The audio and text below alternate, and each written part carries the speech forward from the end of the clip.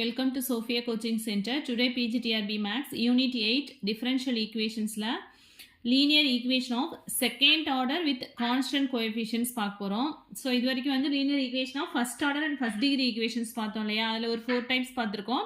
இப்போ வந்து linear equation of second order, that is d squared y by dx squared அது மாதிரி இருக்கும். Double dash அப்படிங்கிறது என்ன அப்படின்னா d squared y by dx squared. Coefficientsலாம் வந்து கான்ஸ்டன்ட்டா இருக்கும்.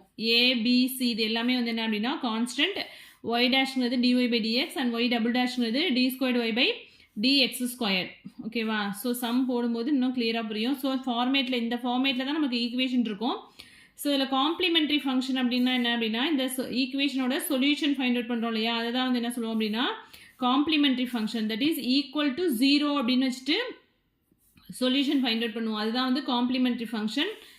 ஆக்சிலரி ஈக்குவேஷன் அப்படின்னா d by dx equal to m and d squared y by dx squared வந்து m squared அப்படின்னு வச்சுட்டு அதுக்கு வந்து சொல்யூஷன் ஃபைண்ட் அவுட் பண்ணுவோம்.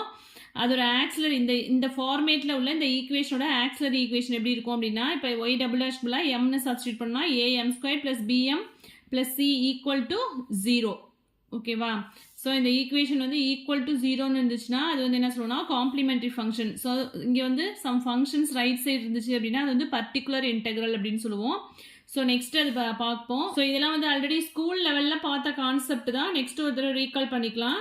Nature of roots of auxiliary equation. இப்போ ஏன் ஆர்டர் அப்படிங்கிறதுனால 2 ரூட்ஸ் இருக்கும். அந்த 2 ரூட்ஸ்மே ரியல் ரூட்ஸாகவும் அண்ட் டிஸ்டிங் ரூட்ஸாக இருந்ததுன்னா m1 ஈக்குவல் டு ஒரு root and m2 equal to 3, m2 equal to 3 and m1 equal to 5 அது மாதிரி கிடச்சிச்சு அப்படின்னா 2 ரூட்ஸ் வந்து டிஸ்டிங்டாக இருந்துச்சுன்னா அதோட சொல்யூஷன், அதாவது காம்ப்ளிமெண்ட்ரி ஃபங்க்ஷன் சொல்யூஷன் வந்து எப்படி எழுதுவோம் அப்படின்னா y equal to c1 into e power m1x, அதாவது m1ங்கிறது 3ஆக இருந்துச்சுன்னா e பவர் 3xன்னு எழுதுவோம், plus c2 into e power m2ங்கிறது 5ஆக இருந்ததுன்னா e பவர் 5x அப்படின்னு எழுதணும்.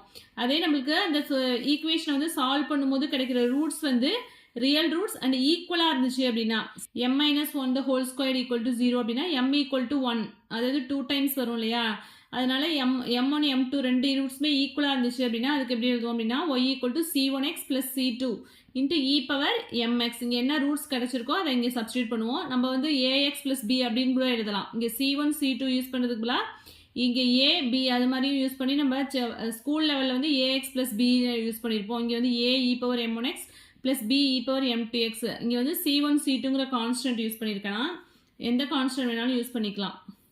அதே வந்து இப்போ காம்ப்ளெக்ஸ் ரூட்ஸ் தான் இருந்தது அப்படின்னா m square plus 1 equal to 0ன்னு வந்துச்சுன்னா m square equal to -1, so m equal to plus or minus ஐன்னு வந்துருமா.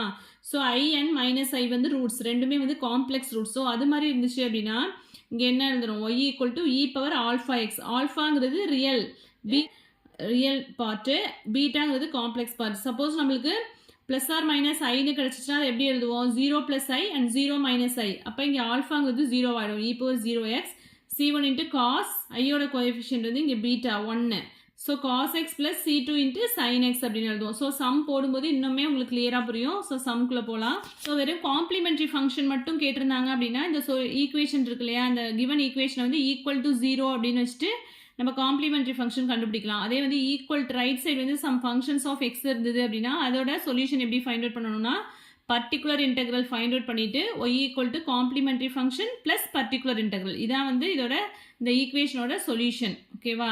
ஃபர்ஸ்ட் எப்படி காம்ப்ளிமெண்ட்ரி ஃபங்க்ஷன் எப்படி ஃபைண்ட் அவுட் பண்ணுறது அப்படின்னு பார்க்கலாம். காம்ப்ளிமெண்ட்ரி ஃபங்க்ஷனில் எப்போதுமே வந்து என்ன இருக்கும் அப்படின்னா ஆர்பிட்ரி கான்ஸ்டன்ட்ஸ் இருக்கும். அதாவது நம்ம c1 into e power m1x plus c2, அந்த c1 c2லாம் வந்து கான்ஸ்டன்ட்ஸு. பட் பர்டிகுலர் இன்டெக்ரலில் வந்து என்ன இருக்காது அப்படின்னா ஆர்பிட்ரி கான்ஸ்டன்ட்ஸ் வந்து இருக்காது. ஓகேவா? இந்த சைடு ரைட் சைடு கொடுத்துருப்பாங்களா ஃபங்க்ஷன்ஸ் ஆஃப் எக்ஸில், அதை வந்து ஃபைண்ட் அவுட் பண்ணும்போது நம்மளுக்கு ஆர்பிட்ரி கான்ஸ்டன்ட்ஸ் இருக்காது. ஓகேவா? நெக்ஸ்ட்டு இப்போ சம் கொடுத்துருக்காங்க பாருங்கள், y double dash plus y dash minus 2y equal to 0. So நம்ம ஆல்ரெடி என்ன சொல்லியிருக்கோம், y டபுள் டேஷ் வந்து mன்னு எடுத்தோம் அப்படின்னா நம்மளுக்கு என்ன வந்துடும், m ஸ்கொயர்ட் அப்படின்னு வந்துருமா. d squared y by dx square தானே இது. நம்ம என்ன எடுப்போம், d squared y by dx square வந்து m ஸ்கொயர்னு எடுத்துக்கணும் அண்ட் dy பை dx வந்து mன்னு எடுப்போம். ஸோ இதில் சப்ஸ்டியூட் பண்ணால் நமக்கு என்ன வரும், m square plus m minus 2 equal to 0. இதுதான் வந்து என்ன அப்படின்னா ஆக்சிலரி ஈக்குவேஷன். ஓகேவா? ஸோ இதுக்கு ரூட்ஸ் ஃபைண்ட் அவுட் பண்ணால் என்ன வரும்,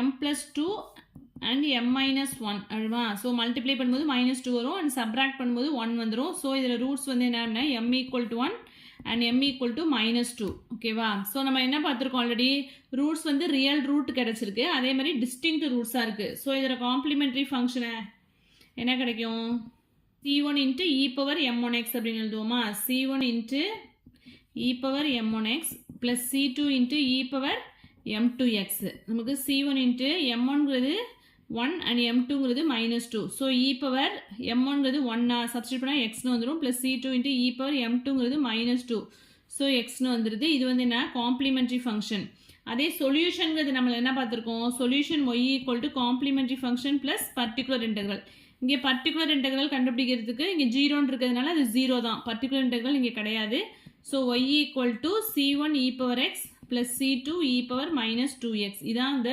ஈக்குவேஷனோட சொல்யூஷன் பாருங்க y double dash minus 4y dash plus 5y equal to 0 auxiliary equation find out பண்ணிக்கலாமா ஆக்சிலரி ஈக்குவேஷன் என்ன வரும் y double dash அப்படின்னா m square minus 4m plus 5 equal to 0 அப்படின்னு வந்துரும் ஸோ இதில் வந்து டேரெக்டாக நம்மளால் ரூட் கண்டுபிடிக்க முடியாது ஸோ எப்படி ஃபைண்ட் அவுட் பண்ணோம் அப்படின்னா -b plus or minus root of b square minus 4ac by 2a அதாவது ax square plus bx plus c equal to 0ங்கிற குவாட்ரட்டிக் ஈக்குவேஷனுக்கு சொல்யூஷன் வந்து நம்மளால் டேரெக்டாக ரூட்ஸ் கண்டுபிடிக்க முடியலன்னா நம்ம எப்படி ஃபைண்ட் அவுட் பண்ணுவோம் ஸோ இது மாதிரி தான் ஃபைண்ட் அவுட் பண்ணுவோம் x equal to this so அந்த ஈக்குவேஷன் அந்த ஃபார்முலா இங்கே யூஸ் பண்ணால் என்ன வரும் so m equal to find out பண்ணால் -b அப்படிங்கும்போது இங்கே ஆல்ரெடி ஒரு மைனஸ் இருக்கிறதுனால +4 plus or minus root of b square அப்படிங்கும்போது -4 ஸ்கொயர் பண்ணால் 16 -4 ஏங்கிறது இங்கே என்ன அப்படின்னா கோஎஃபிஷியன்ட் 1 அண்ட் தென் சிங்கிறது 5 divided by 2a equal to 4 plus or minus 16 minus 20 வருமா இங்கே 4 5s are 20 so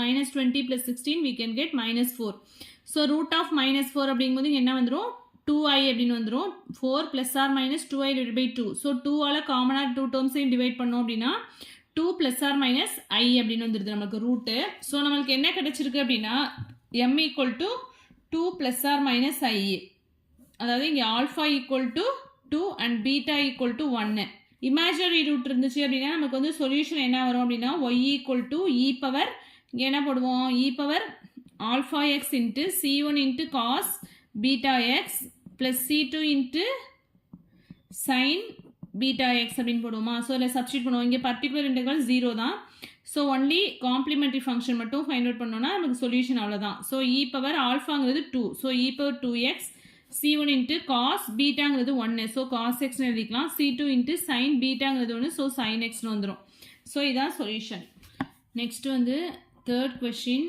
இது வந்து பாலிடெக்னிக் டிஆர்பியில் 2005-06 கேட்டிருந்த கொஸ்டின் இது so y double dash plus omega square y equal to 0 அப்படின்னு கொடுத்துருக்காங்க ஸோ இதுக்கு சொல்யூஷன் பாருங்கள் y டபுள் டேஷ் அப்படின்னா நம்ம எப்படி எழுதிக்கலாம் m ஸ்கொயர் அப்படின்னு எழுதிக்கலாமா so m square plus omega square equal to 0 அப்படின்னா m square equal to minus omega square m equal to plus or minus i omega அப்படின்னு வந்துரும் ஸோ நம்மளுக்கு என்ன கிடைச்சிருக்கு அப்படின்னா இமேஜினரி ரூட்ஸ் கிடைச்சிருக்கு ஸோ இது வந்து auxiliary equation so complementary function நமக்கு என்ன கிடைக்கும் c1 இன்ட்டு இமேஜினரி ரூட்ஸ் கிடைச்சிச்சு அப்படின்னா நம்ம எப்படி எழுதுவோம் காம்ப்ளிமெண்டரி ஃபங்க்ஷன் வந்து எப்படி எழுதுவோம் e power alpha x into c1 into cos alpha x plus c2 into sin beta x னு எழுதுவோம் ஓகேவா e power alpha x c1 into cos beta x plus c2 into sin beta x அப்படின்னு எழுதுவோம் இங்கே வந்து ஆல்ஃபாங்கிறது 0 இங்கே வந்து real part இல்லை இல்லையா ஸோ ஆல்ஃபா 0 அப்படின்னா e power 0x வரும் ஸோ 1ன்னு வந்துடும் அதனால் நான் இங்கே வந்து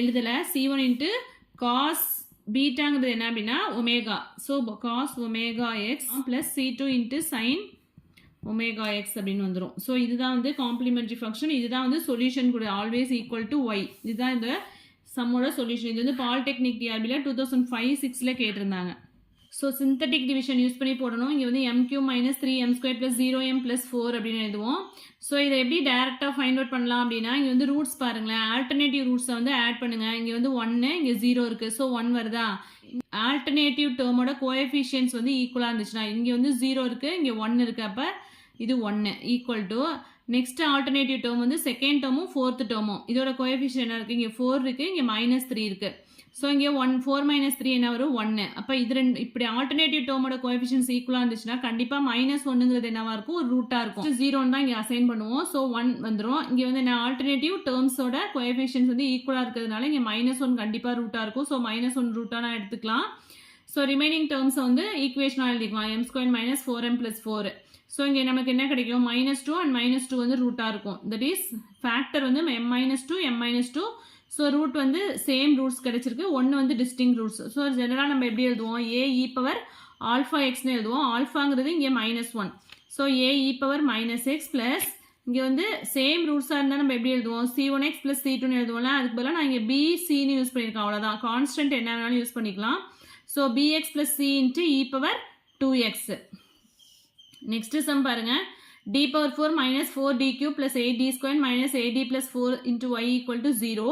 ஸோ இது வந்து நான் ஆக்சிலரி ஈக்குவேஷன் வந்து இன் டேர்ம்ஸ் ஆஃப் எம்ல எழுதுவோம். ஸோ இந்த டேர்ம் வந்து இப்போ நம்ம பார்த்துட்டு இருக்கிறது செகண்ட் ஆர்டர் டிஃபரன்ஷியல் ஈக்குவேஷன் தான். ஸோ இந்த டேர்ம் எப்படி எழுதலாம் அப்படின்னா m square minus 2m plus 2 the whole ஸ்கொயர்னு எழுதலாம். இந்த பர்டிகுலராக இந்த ஒரு ஈக்குவேஷனோட சொல்யூஷன் வந்து எப்படி ஃபைண்ட் அவுட் பண்ணுறோம் அப்படின்னா -b plus or minus root of b square minus 4ac by 2a அந்த ஈக்குவேஷனை யூஸ் பண்ணி சொல்யூஷன் ஃபைண்ட் அவுட் பண்ணால் 1 ப்ளஸ் ஆர் மைனஸ் ஐ இருக்கு. இந்த ஃபேக்டரே நம்மளுக்கு வந்து எத்தனை டைம்ஸ் வரும் அப்படின்னா 2 டைம்ஸ், ஏன்னா இங்கே ஸ்கொயர் டேர்ம் இருக்கு இல்லையா.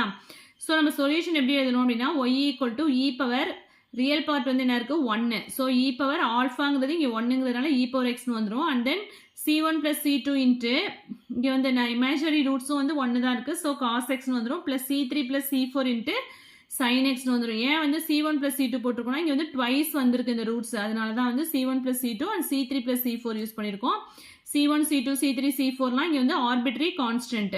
ஸோ இதே மாடலில் ஒரு சம் கொடுக்குறேன், இதை வந்து ஒர்க் அவுட் பண்ணி பாருங்க. ஸோ இது வந்து 4th ஆர்டர் தான். சிந்தட்டிக் டிவிஷன் யூஸ் பண்ணி போட்டிங்கன்னா ஆன்சர் வரும். ஸோ இதோட சொல்யூஷன் வந்து இதுதான். ஸோ இந்த சம்ஸில் எதுவும் டவுட்ஸ் இருந்தது அப்படின்னா கமெண்ட் செக்ஷனில் கமெண்ட் பண்ணுங்கள். என் வீடியோ பிடிச்சா லைக் பண்ணுங்கள், ஷேர் பண்ணுங்கள், சப்ஸ்கிரைப் பண்ணுங்கள். தேங்க்யூ.